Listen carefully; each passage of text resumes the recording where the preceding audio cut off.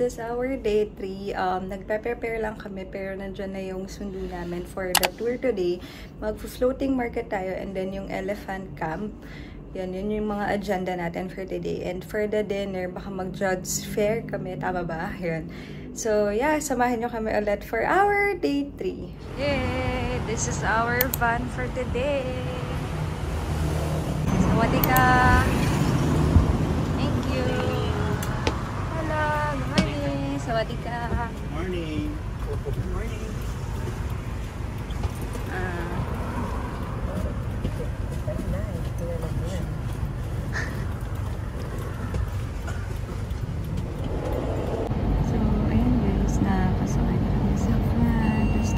Van namin.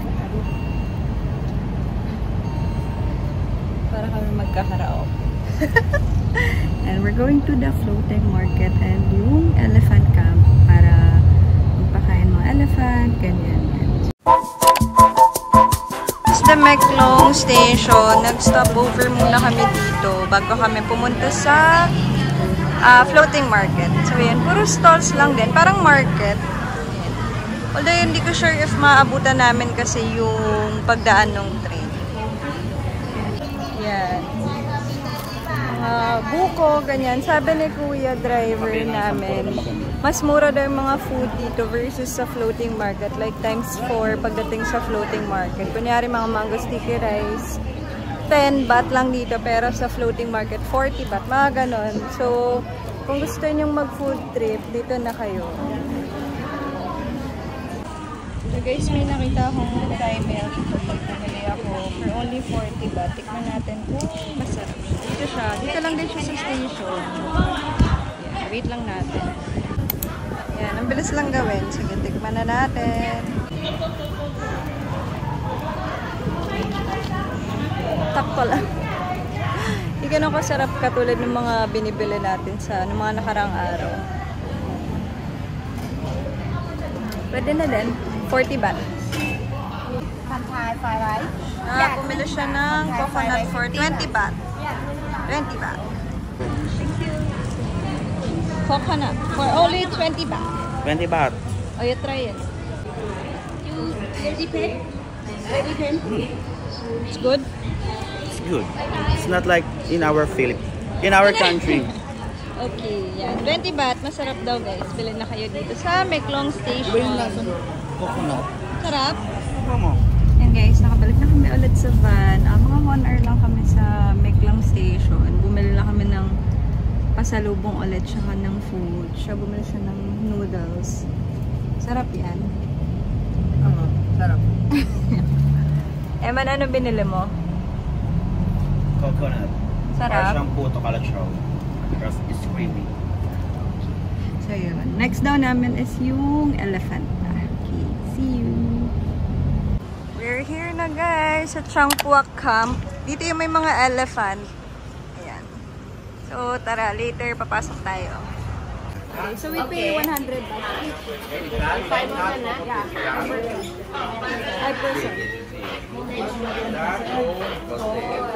You pay in part ticket. Then include banana one by one. One by one. For this is for For inside. For elephant. Yeah, for elephant feeding. Feeding. Yeah. Oo. Included. Yeah. Yeah. Thank you. takot na kumuha ng kahit na ano. Bakit nagba-vlog din ako sa vlog mo? Okay. Thank you. Kabon Kap. Hindi babalatan yung banana ha. Papakain lang to the elephant.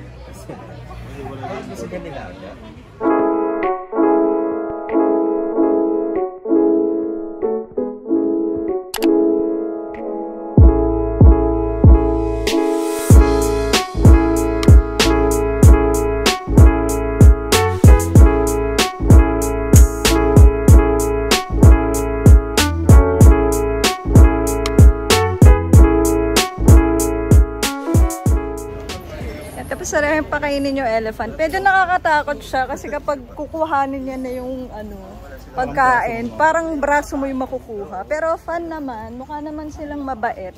Pag hindi, Yan, ikot lang kami muna dito sa camp. Yan. Ano? Authorized personnel only daw. Baka hataking ka, te. Hindi ko aakyat. Okay, so nagpakain na pala kami ng elephant. Tapos hindi na kami sumakay ng elephant kasi kawawa naman yung elephant. Yan. So pupunta na kami ng floating market. Take maybe 2 hours. You have to see market, coconut sugar factory, and temple Buddha inside. Allow it maybe 2 hours. What do you want? How much? This market only. Market coconut and this everything. Ticket for one boat. Yung boat ay there 4,000, 5,000 or 6,000. Welcome to floating market.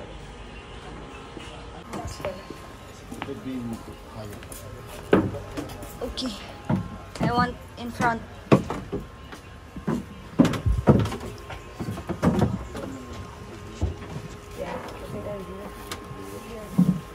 Tang ina mo. I'm sorry. Will the water go inside now? No, ako na sumagot.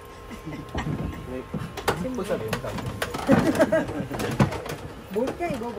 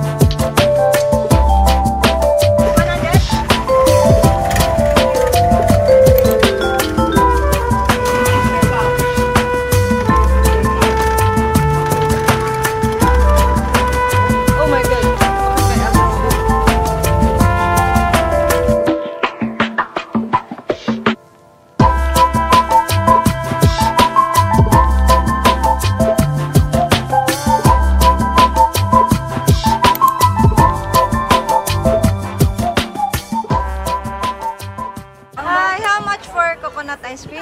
60 ba? Okay. Let's buy one. 1,000 yung ako. 60.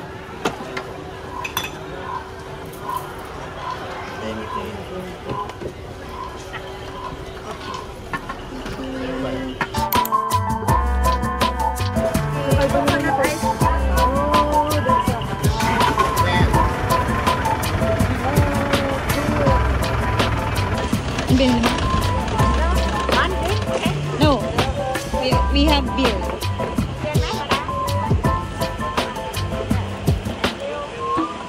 And guys, andito yung pinaka mga market. Just a small pineapple. Say hi. Tay, hindi ka nakukuha. Video ba? Oo, video. Hello.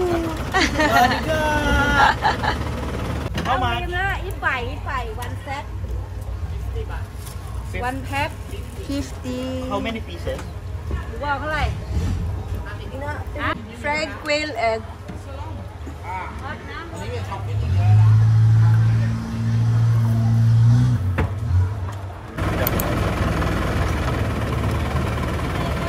Is it good?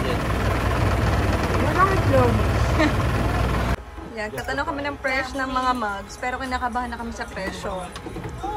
Sure ka ba? Put the microwave, okay. Hand painting. How much? Hand paint. How much? Painting. Dati doon natin sa how much. Kasi lang talaga. Oh, 650. You can buy, I discount you. You happy, I happy, okay. I no angry. Yeah. How much you cheap? How much? It's expensive. No expensive. How much you happy? How much you happy? 100. How much you happy? 150. That's. She said, you happy, I happy. Okay. No one. Hindi, marami pero 150 lang isa. And how much please? Do you have box? you have box? Plastic. Yeah. It's fragile. Sticker. Let's choose first. Can we choose first? Can we choose first? Pwede ka. Design. Pilipino po ba? Card? Pwede card. Oh. Palaban. Si sis. May card. 1 bag, 2 cup. Okay. Kapon ka. Kapag ka. Oh. Two only. Give mo. Please. You will be so lucky. Thank you, kapon ka. Thank you, kapon ka. Under what? Kapag ka. Did you pay already? Yeah. Okay. I already gave ya. Say goodbye. Oh my God, I fat. You're beautiful. Beautiful. Thank you. Really? Yeah. Bye-bye. Bye-bye. Salamat. Yes, ang dami pa actually. Mauubos yung pera nyo kakabili dito. Dito may pagbablog. Ubos na yung pera namin. Hindi na namin kaya. Tama na? Papanggap na lang kami. Oo. Kunyari aabot kami ng hanggang 4th day. We're done.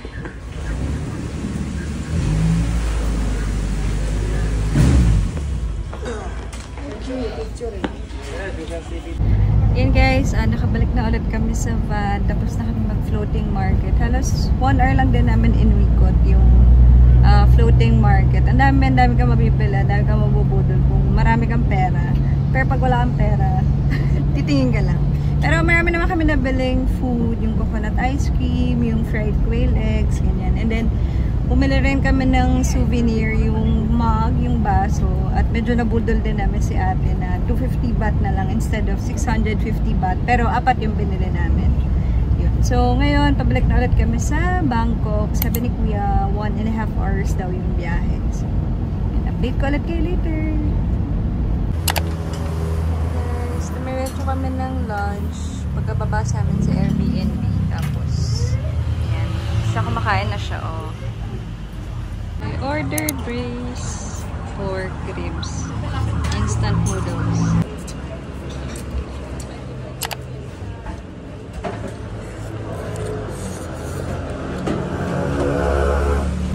Going back to our Airbnb.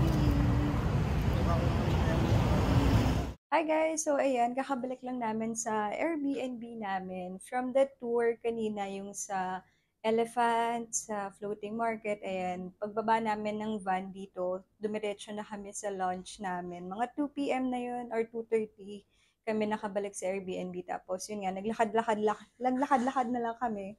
Doon na lang kami tumingin ng restaurant na kakainan. Then marami naman kasing sa gilid ng Airbnb namin na mga kainan. So yun, namili na lang kami. Meron doon yung parang kinainan namin ng mga noodles, ganyan. So yung in-order ko is braised pork with instant noodles. Sarap naman. Parang ang dami nga kumakain doon. I mean, may mga picture siya na may mga kumain na artista, ganyan. So I think medyo sikat naman siya. Doon nung nagpunta kami doon, wala gaanong tao. And ayun, it's currently 3 PM. Magpapahinga lang kami and then lalabas ulit kami mamaya for cafe tsaka sa Jud's Fair. So yun, samahan niyo ulit kami later. Bye! Yan guys, share ko pala yung binook namin na tour. Actually, nakita ko lang yun on Facebook kasi parang lumalabas na siya sa feed ko. Tapos message ko ganyan. Parang nag-book lang ako and then yung payment dito na. So, 2 araw yung kinuha namin. Yung kahapon na sa Pattaya tour at saka yung ngayon sa floating market tsaka din sa Elephant. So, yung binayaran lang namin for a total of 6,500 baht. For 2 days na yon, both kahapon halos 12 hours yung biyahe namin, yung tour namin kasi medyo malayo nga yung Pattaya, and then yung ngayon medyo mga 8-10 hours lang. Nagsimula kami 8, natapos kami or nakabalik kami sa Airbnb mga 2. So yun, discounted na yung price na binigay niya kasi nga hindi namin nakuha yung buong 12 hours. So yun, sige, lalagay ko na lang sa description box below yung link kung saan ako nakabook. Sobrang bait naman ni Kuya, tsaka responsive sila, and then yun nga, marunong sila mag-English kahit paano, so medyo hindi nahihirapan makipag-communicate. Medyo mahirap kasi kapag hindi sila nakakaintindi ng English. Magkakaroon talaga ng misunderstanding, but yun. So far, dun sa van, comfy naman kasi ang laki, tapos 5 lang kami. And then yun, smooth lang din naman yung biyahe namin today. So yun, avail na lang kayo ng tour kasi medyo malalayo yung Pattaya at saka yung sa floating market. Kaya better if mag-van na lang kayo, especially if group kayo versus magko-commute. So, yun lang. Lagay ko na lang sa description box. So, hi guys! So, for today, mag-Airbnb tour tayo kasi hindi ko na siya nagawa ng mga nakaraang araw. So, yung Airbnb namin, sa CC Place, malapit siya sa Central, sa mga Icon Siam, kanya mga 15 minutes away. So, yun. Nasa 5th floor kami. Ang ano lang, walang elevator dito. Ang meron lang ay luggage lift.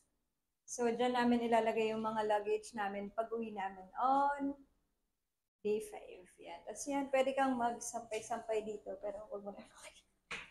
So, yan, sa 5th floor. So, medyo makalat lang kasi nga pang ilang araw na namin dito. So, please bear with us sa mga kalat. Ayan. So, yan. Meron tayong sala and then yung kusina. Sa sala naman, merong TV na and then yan, yung aircon. And then sa kusina naman, ayan, sa kusina, may mga utensils, spoon, fork, and then mga baso. Wala lang lutuan. So, ang ginagawa lang namin is, bumibila lang kami usually sa 7-Eleven for breakfast. Tapos nire-ref namin, and then, yun, yung mini-microwave namin. Then, meron ding painitan ng tubig. Ano tawag dito? Hindi na alam yung tawag. Basta yun. Tapos may blower din. Kung bet-bet mong mag-ayos ng hair. Then sa CR, dalawa lang yung door, pero connected siya. Dito yung poop, iheg, ano dito yung shower, pero yung divider lang siya, hindi naman siya magkahiwalay. Then may sink lang din outside the CR. Sa mga kwarto naman, natutulog si Smith. May dalawang kwarto. Itong isang kwarto, dito yung mga boys. And then, dito naman is yung girls. Yan, may isang kama kami dito. Kami ni Rachel. Yan. Tapos yun, malaki din naman yung Airbnb. So, kung group kayo is perfect sa inyo tong Airbnb. Yan, ilalagay ko na lang yung link from Airbnb sa description box below. So, that's it for the Airbnb. Bye! Okay, so change outfit. Lalabas na kami para Wala, hindi nalabas. Diba? Ganyan siya kamahadera. Ganyan siya! Basta si mama! Walang lalabas. Fit check!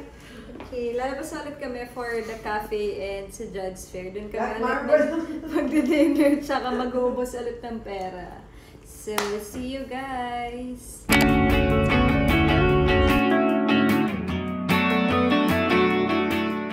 Guys, dumating na kami sa Judge Fair. Mga food stalls. Actually, ang dami.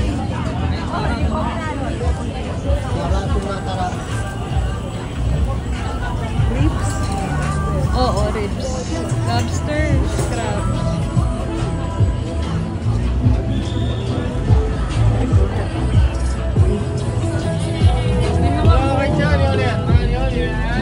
Guys, may mga accessories, mga damit.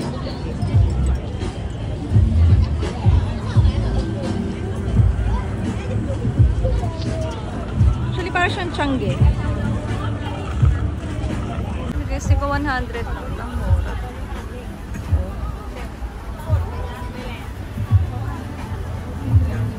Parang dahil maganda. So, ito, mumura. Guys, nandito na kami sa Judge Fair. Actually, ang dami. Para siyang Changi na malaking area. Tapos, halo-halo yung food, yung mga damit. Tapos kanina, yung nakita natin, medyo ang mura ng mga damit niyan. Ayan, may mga ganyan. Seafood.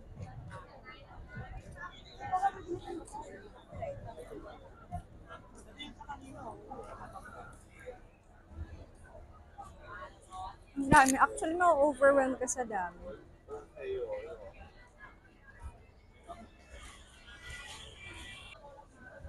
Ang sarap na itong mga beef. Ito naman, mga fruits. So yan guys, medyo nakaka-overwhelm sa dami ng pipiliin mong food or mga damit. Pero yun, kung may mga gusto ka naman i-try, maraming mga exotic food na nandito. So yun. So di pwede nyo siyang balikan every night kasi ang lawak niya. So, teka lang, bibili lang kami. Order si Eman nito. For 100 baht. Ay, sorry, nagmamali. 50 baht Kapon only. ka.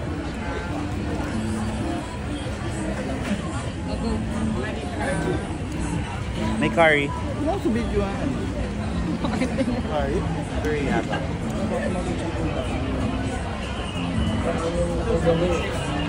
Sarap. Ano lasa ng tayo? Ito guys, may pangalawang side siya. Tatawid lang kayo from sa kabilang side. Medyo mas matiwasay dito, tsaka mas malalaki yung mga restaurants. Mas may place na kainan na maayos. Medyo napagod na kami. Ang daming iikutan. Pero nag-toilet, nag-CR break muna kami. Judd Fairs pala, hindi pala Judd's Fair. But yun, nasa kabilang side kami. Mas marami pa rin mga kainan, damit. Ang daming ganap dito guys. Grabe, ma-overwhelm ka sa dami ng food at damit. But yun, if kaya nyo naman makapagsabayin sa dami ng tao, go. Pwede kayo pumunta dito. Marami ding mga street foods, ganyan. Yan guys, nakabalik na kami sa Airbnb. Nagkumain lang kami saglit, pero mga 9:30, yun, nandito na kami. Nakakapagod sa Judd's Fair, sumakit yung paa ko. Medyo mahabang area siya. Isipin nyo na lang pag nagna-night market sa Philippines or sa Baguio, mga ganong levels na pag inikot mo lahat, ma-overwhelm ka sa dami ng food, ng damit, pero enjoy naman. Yung mga prices relatively mura than ibang market. Kasi yun, nakabili ako ng 100 baht na damit, ganyan. May cup din ako na nabili ng 150 baht. So, okay na rin kung dun kayo mamimili ng pasalubong. And ang dami ding street food na kakaiba sa Thailand. So, pwede nyo din silang i-try. Yun. So, ngayon magpapahinga na lang kami kasi tomorrow naman yung mga palace namin. So, see you tomorrow, guys!